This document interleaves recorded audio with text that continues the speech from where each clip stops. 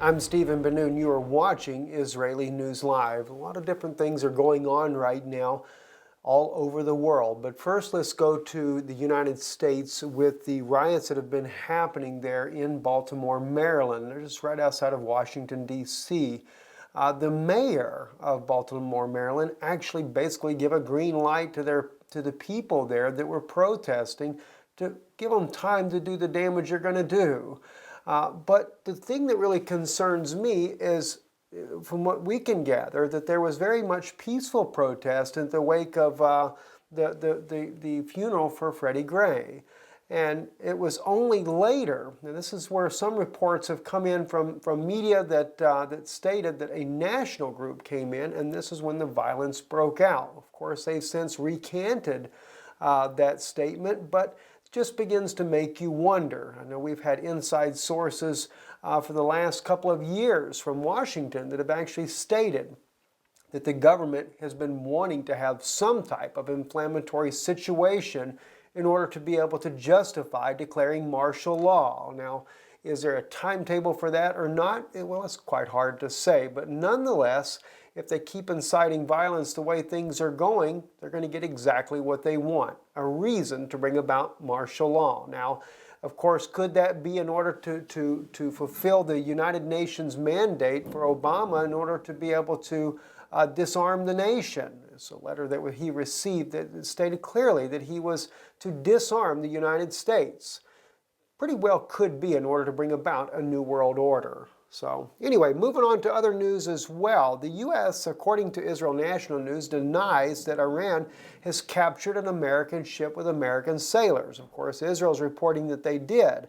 But the Pentagon, however, is denying the report not to be true. It says here, after opening fire across the ship's bow, Iranian forces reportedly boarded the vessel and escorted it to a port of Bandar Abbas.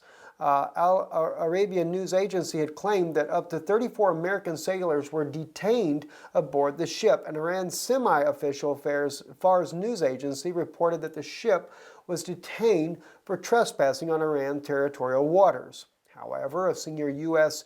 official told Reuters news agency that no American vessel had been directed to Bandar Abbas. Instead, a separate Pentagon official claimed that Marshall Islands flagship was boarded by the Iranian Navy and stated that no American citizens were on board. He described the shots fired at the ship as inappropriate. Well, we'll just have to watch over the next few days just to see whether or not it was actually an American ship or not. Seems that normally the United States takes a few days before they admit what really goes down until they can come up with some plausible explanation to explain what's going on.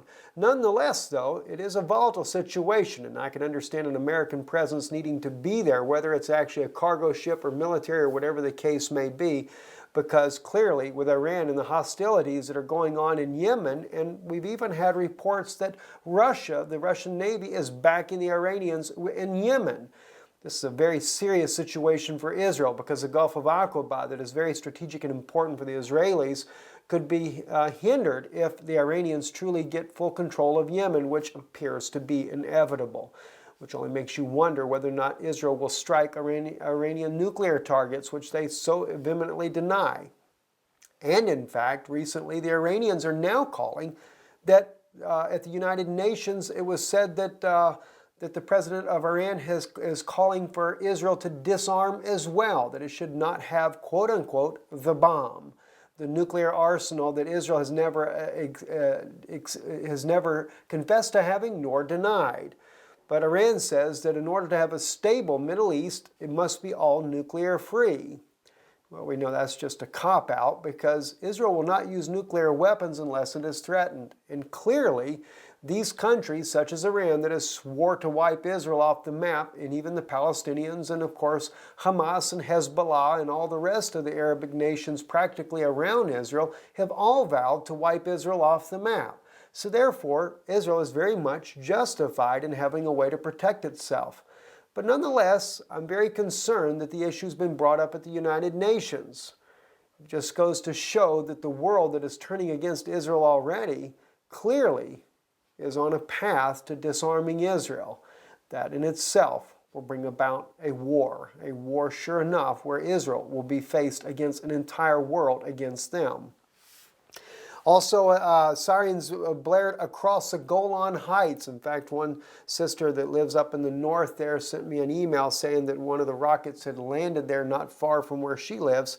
But anyway, there were 2 rockets or shells, reportedly, according to Israeli military sources, are the overflow from the fighting in Syria, on the Syrian border with Israel there, up in the Golan there. Hopefully I'll be able to get up there before too long and try to catch some more footage of that the events that go on there. I've been there many, many times, and yes, you can always see the fighting going on. It's amazing how long people can actually fight a war in one area.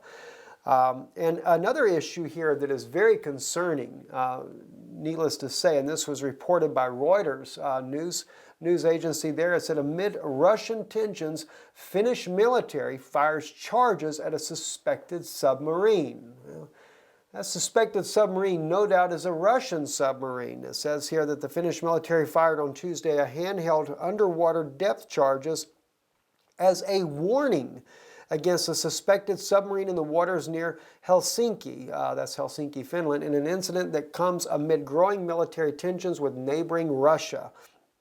The Navy said it noticed an underwater target on Monday and again on Tuesday morning and fired some warning charges the sizes of grenades. Finland, which shares an 833-mile border with Russia, has been increasingly worried about its powerful neighbor after a year of Russian Air Force sorties and military border exercises. Defense Minister Karl Haglund did not say whether Russia was involved. He told Finnish media that the target could have been a submarine and that is likely left the area, adding that Finland has rarely used such warning charges. And that's why I say, when you go to using firing a weapon to do a warning there, it's getting pretty serious there, and no doubt sends also a signal to Russia. And of course, Russia, they're nervous, they're on edge with the NATO expansion into the eastern part of Europe that borders their country with all the armament that is being built up there. And so it just makes you wonder what's about to happen. As I said before in the news just the other night, it is nation against nation and kingdom against kingdom. The Saudis and the Iranians about to go to blows.